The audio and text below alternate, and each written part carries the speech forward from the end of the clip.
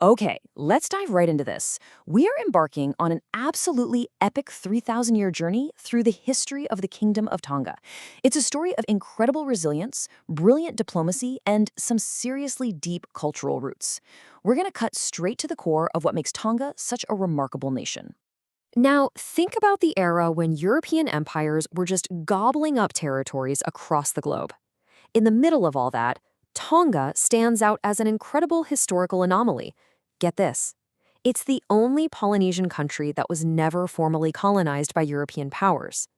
That single powerful fact really sets the stage for our entire explainer today because it proves Tonga is, without a doubt, the ultimate survivor in the Pacific. So how exactly did they manage it? Well, that's exactly what we're going to unpack. Here's our roadmap. We're starting with the Polynesian motherland, then moving to the unconquered kingdom. From there, we'll hit world wars to democracy, look at a cultural renaissance, and wrap up with surviving the 21st century. Section 1. The Polynesian Motherland. To really get Tonga, you've got to grasp the sheer, breathtaking scale of its geographical and historical influence in the ancient Pacific. 2,000. That's the number of islands that ancient Tongan voyagers remarkably managed to settle. These intrepid explorers spread out over about 1/10 of the Earth's entire surface. I mean, think about that for a second. With zero modern navigation, relying totally on their deep understanding of the stars and the ocean, they achieved an extraordinary diaspora. In fact, it's second only to Taiwan in the entire history of widespread human migration.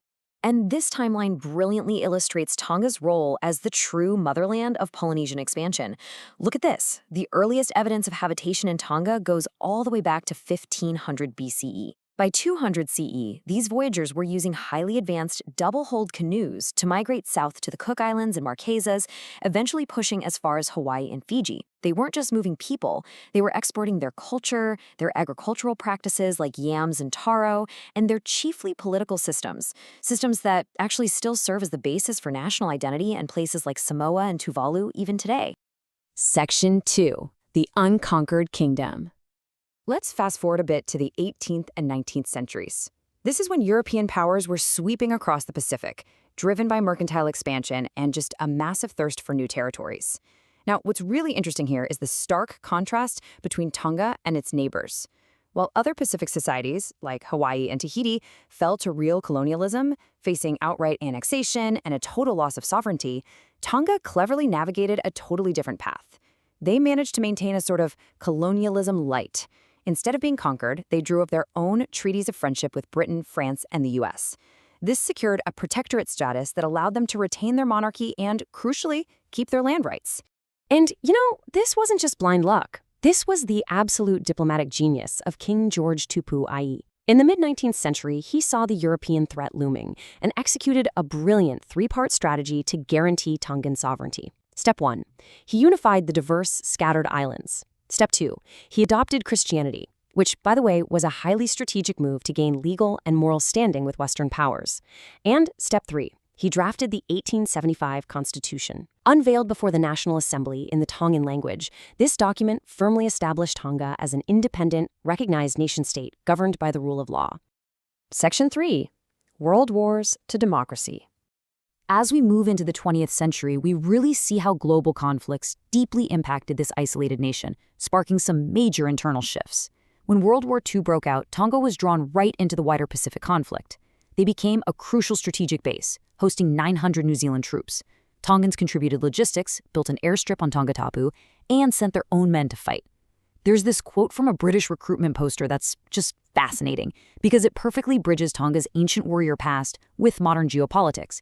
It appeals directly to the bravery of their ancestors to recruit them for the Allied cause. The aftermath of the war completely changed Tonga forever.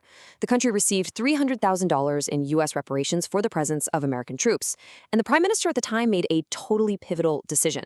He poured a huge chunk of that money directly into education, including funding foreign scholarships. This sparked a massive education boom. So as Tongan students returned from studying abroad, this newly educated elite started taking a hard look at their 1875 Constitution. Remember, that was a document that had never actually received direct popular endorsement. Naturally, they started demanding a real voice in their government.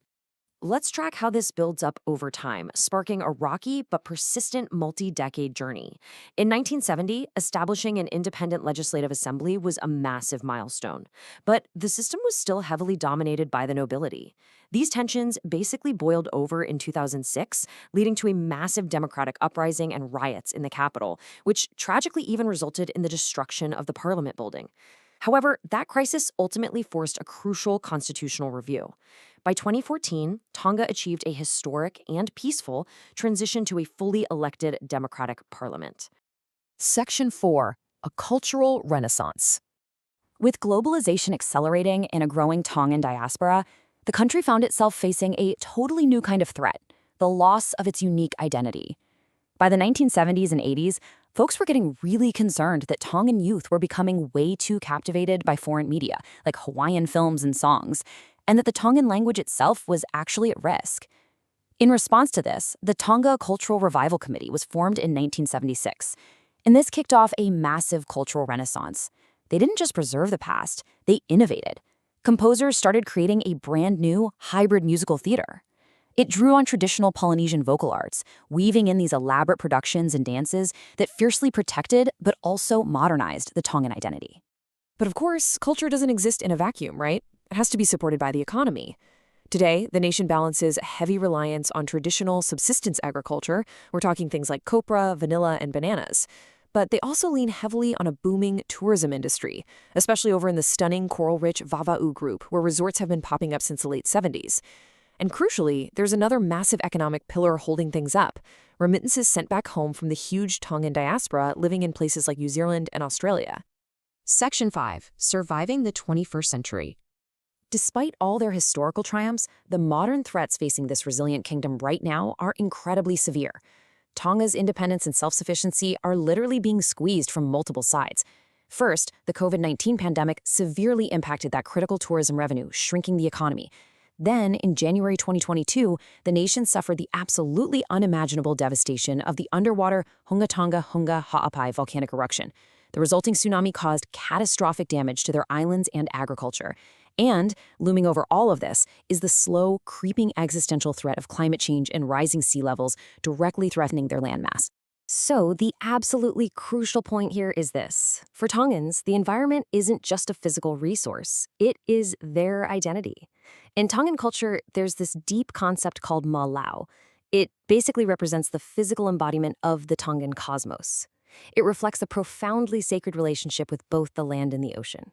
So, when rising seas or volcanic tsunamis threaten the islands, they aren't just threatening an economy. They are threatening the malau, the very worldview and spiritual foundation of the Tongan people. Which leaves us with this final, profound question. This is a nation that survived the aggressive era of global colonization by relying on its wit, its diplomacy, and deep unity. It survived world wars and successfully navigated a really rocky path to modern democracy. But as the ocean waters literally rise around them, we have to ask, will Tonga's 3,000-year-old identity and legendary resilience be enough to weather this ultimate storm? It's a high-stakes reality for the unconquered survivor of the Pacific. Thanks so much for joining me for this explainer, and keep learning.